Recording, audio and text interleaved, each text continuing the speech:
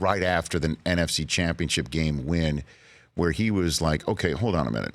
We know that pass interference should have been called, but what about everything else beforehand? They could have beaten us after. How was it for you to be sitting there thinking, as you were getting ready for your biggest game of your life, that a lot of people thought you didn't belong there, you didn't deserve to be there? You know what? I think that was a play, but there was a lot of things that occurred in that game that led to different outcomes, and we didn't let that affect our preparation going into the Super Bowl. Did you use that though? No, not really, because what we said is, hey, this is a situation that occurred, and we're not going to allow it to be any bit of a distraction as we get ready to try to go beat the Patriots. And certainly you can go back and look at it, and it helped our team in terms of the momentum at that point. Whether that directly affected exactly what the outcome was, like Andrew said, there was a lot of plays that occurred afterwards, but I don't think anybody would shy away from the fact that saying, yeah, there was contact before all those things, but for us, we didn't allow it to be a distraction, and it wasn't something that bothered us at all. What about you and your role in getting replay changed? Were you at the forefront of that too, or you were just listening to everything coming in at the owners' meeting a couple of weeks ago? Yeah, it was great. I think the biggest thing, Rich, is you want to see the game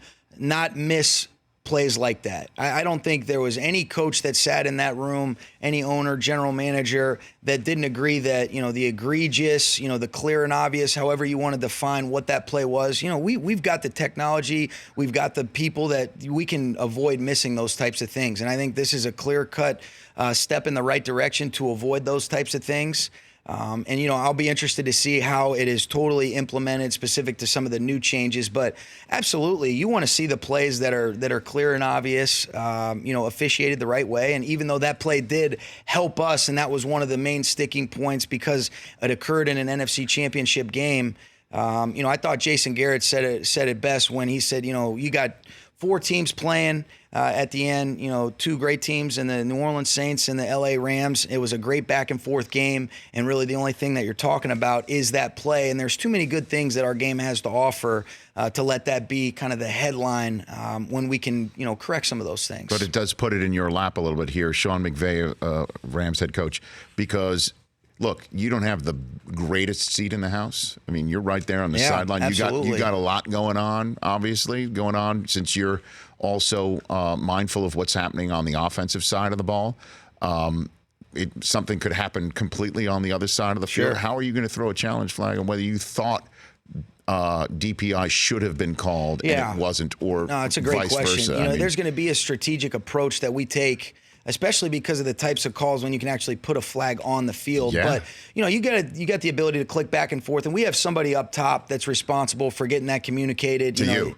Yeah, They're exactly. On it. And there's that person who's on. Yeah, I've got some guys on defense, where, I communicate with our guy Jed Fish up top, and he does a good job of, kind of putting flags on the field, some of the game management stuff specific to timeouts and all that. But then, when he's up there and, he's a little bit more directly involved with the offense, we got a couple coaches, Chris Shula, Aubrey Pleasant, Thad Bogardus, that on defensive side, when they're able to see something, if it's not Jed, he gets that communicated to me so that, we can be timely with those decisions. And it's obvious, it's great to have a first-class play caller sitting to my right to ask this question. How do you think the offensive pass interference aspect of this is going to affect? Do you think you're going to see a little bit more fewer picks, stuff like that? I mean, is it going to be a little more vigilant on the part of a play caller? Absolutely. And I think the thing that you got to make a decision on is, that, all right, you get really 2 challenges and then a third if you end up getting those first 2 right. And how specific do you want to be with what determines whether you would challenge something in the first half or not? Because some of those explosive screens or those pick type plays like you talked about, where if it occurs past a yard, in the line of scrimmage and it, ends up being a huge play, you might see guys put the flag on the field and take back some of those explosives that you see.